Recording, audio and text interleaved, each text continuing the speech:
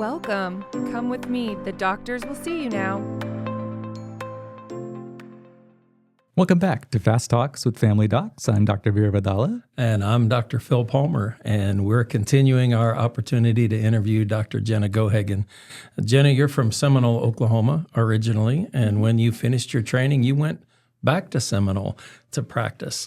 And I know part of your passion is not just the health of the members of your community, but the overall well-being of the members of your community. Tell us about Impact Seminole, its origin, its mission, you and your husband's involvement in that.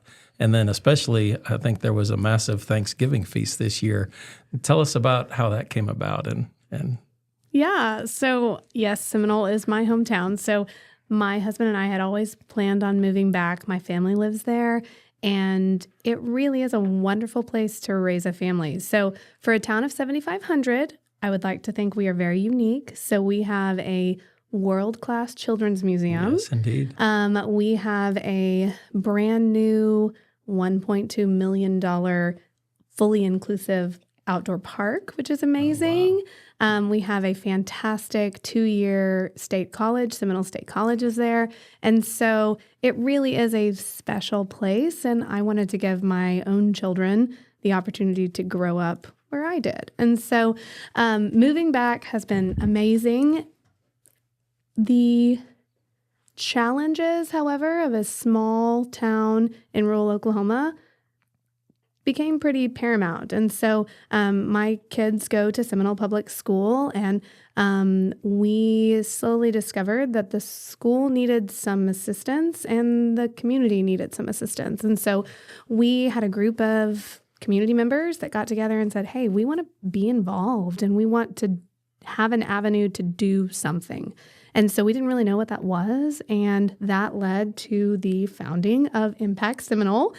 So we formed a nonprofit in the fall of 2023. Okay. Didn't really know where we were headed, and now we do projects for whatever is needed in town. And so one of our first ones included developing an esports and coding program for our local elementary student or elementary school. That's so cool. So it's the rage all across the nation. Sure. And we felt like our students were at a disadvantage because other schools have this program and we were not set up for it. So we worked with lots of local businesses and the 4th through 6th grade elementary, and we got them set up with all their TVs and their benches and their switches. I spent lots of hours on the ground putting together benches for them to sit on. And so that was our first project, and it was awesome and fulfilling, excellent. and the students loved it. And so that really fueled our desire to say, okay, what can we do next? And so then we hosted a back to school bash in August. And so we were hoping to offset the cost of going back to school. And so we served students lunch. We gave away backpacks to everybody that came, and we ended up having 650 students come. So we had healthcare providers there providing free sports physicals. We had local hairdressers giving free haircuts, and then had lots of resources. So we had local churches, various civic organizations. Whoever wanted to could come out and have a booth and tell our students about their services. And so it was amazing.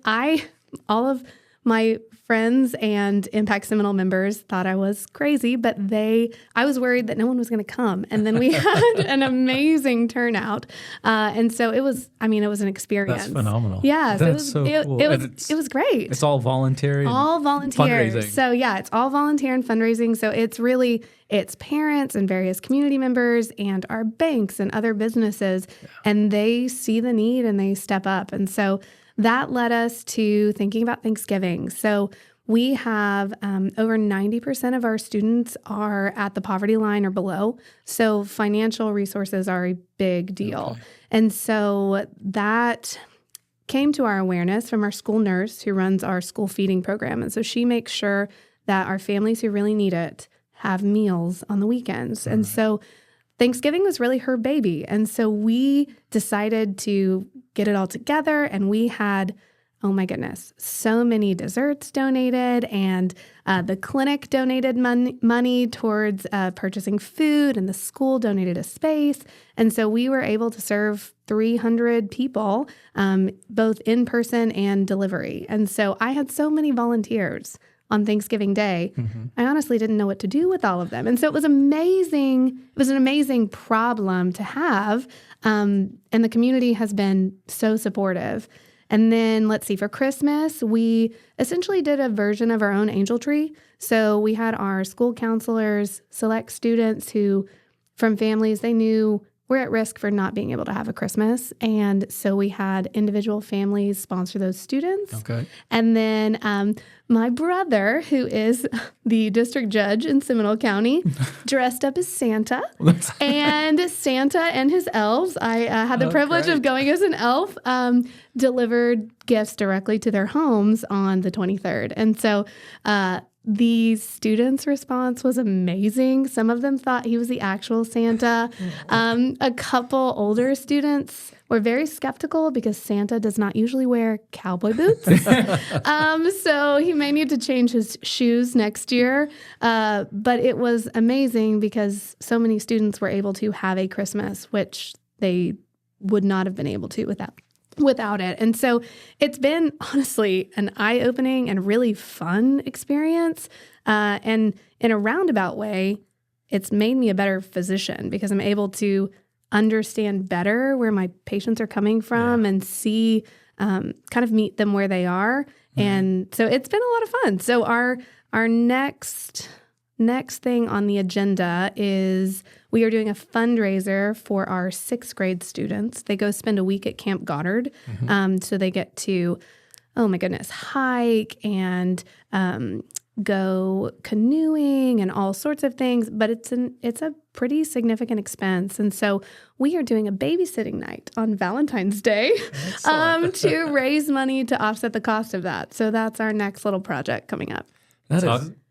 Talk about an organization that's living up to its name. Yeah. That's great. I'm jealous of those kids because they're pretty much being raised by their community. It also teaches the kids values, I think, and a great place to grow. Oh, for sure. I got to ask Dr. Geohagan. So as physicians, lots on our plate, right? I mean, patients and paperwork and charts and committees, and you're already doing a lot, right? And, maybe there's a sense that, we did residency, we've been used to doing a lot. Maybe it doesn't feel like there's not that much on our plate, but you are so involved in your community, and I'm kind of ashamed because I can't even make it to an HOA meeting, of my neighborhood. And I am not very involved in my HOA, so full transparency there. Yeah, just being honest here. Not a good HOA member. Right. But how do you do this? Where do you find the time to give so much of yourself to your surroundings and the people around you, and how can other providers or people, how do we, what helped you, what inspired you? Yeah, so I think a lot of it is the way I was raised. My parents were very involved. I actually grew up volunteering on Christmas Day and serving a Christmas Day meal. So every Christmas morning we would wake up, celebrate together, and then go as a family and serve. And so we were raised with that, and that's one of the things that fuels me. And so it does take a lot of logistics. So my husband is Superman, and he really helps me balance when I have all these activities, taking care of our kids. And then when he has activities, we trade off. We also have a really great babysitter who's a family member. But we also get our kids involved. So my girls were there on Thanksgiving Day volunteering, and my parents were there on Thanksgiving Day volunteering. And so we do try to involve our kids as much as possible. Our youngest is 2.5, so she's not super involved yet. But our 5-year-old and our 8-year-old really want to help. And so, when we sponsored a child for Christmas, they're the ones that picked out the clothes, and they picked out the toys that she would get and those types of things. And so I think the way I was raised helps instill that, but it does take a lot of balance. I think it's easy to show up and see patients and have the mentality of, I'm a doctor, and so I spend my day helping people, so I don't necessarily have to do anything else. but it's just so rewarding when you can be there and see what life is like for other people.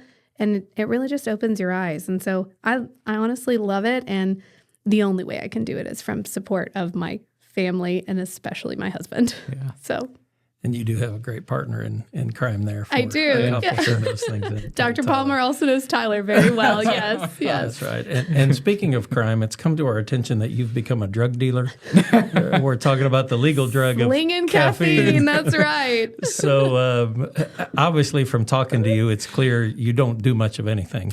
So that's in the sliver of free time you had left, you started a coffee shop, Drip Coffee. What brought that about, and what have you learned from that experience? Yeah, so I love coffee. And Drip was, birthed from a conversation with some of our friends. So it's my husband and I and 3 of our closest couple friends, and we all kind of left for college or law school or medical school. And one of the things we all missed in our small town was access to great coffee. Yeah. And so we started talking about it and coming up with ideas and thought, hey, I think we should actually do this. And secretly, growing up, I always thought it would be super fun to be a barista and know how to make all the drinks and those types of things. And so I felt like I was getting to live like this second life, which is really fun.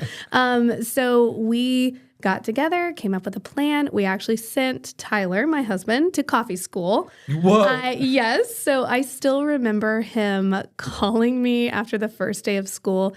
And you could just tell from talking to him that he had had so much espresso, he would probably never sleep again. But he learned the ins and outs of it and came back, and we hired a staff and secured a building. And it's been really fun to have that creative outlet and try new drinks. We have a chocolate-covered strawberry drink that's coming out for Valentine's Day. And so it's a lot of fun. I also have been able to work as a barista a handful of times. So through just fortuitous timing, our general manager was out of town, and then one of our employees got sick. Well, I was overseeing, and so I got to run the window and make the drinks. And that in and of itself was quite the experience because I had numerous patients come through. Just come through. Yeah, just come through. And you can see the Twilight Zone look on their face as they say, I know who this is. I don't understand why she's here. And so that led to a lot of fantastic conversations. But it's also fun to see your doctor out and about in the community. Yeah, and so, but it's been really fun. So we've also been able to employ high school and college students. So it's a great little way to have additional jobs in Seminole. So it's been a lot of fun, and our partners are fantastic. So how long is coffee school? How long is coffee school? He actually just went down for a weekend. So now he did a lot of training and fine-tuning recipes and those types of things when he got back. But the basics, it's a short course. So have you undertaken any of your own roasting, or you're sourcing the beans from other places? We are sourcing the beans from actually here in Oklahoma City. So they're all local. They're from Eote, and the beans are absolutely fantastic. Oh, yeah. So, yeah. I'm going to see if I can get CME to pay for coffee school. Technically, continued education. It's a fun experience from talk what about Tyler the medical tells benefits me. of coffee. That's right. That's right. Well, what a fascinating story. Dr. Geohagan, thank you so much for giving up your time to sit and visit with us this evening. Veer, great seeing you again as always. And listeners and viewers, thanks for giving us your time. And we'll see you the next time around on Fast Talks with Family Docs. Thank you for joining us today. The doctors would like to see you back for another check-in. Please choose to follow our podcast, and you will automatically be notified when it's time for your next appointment.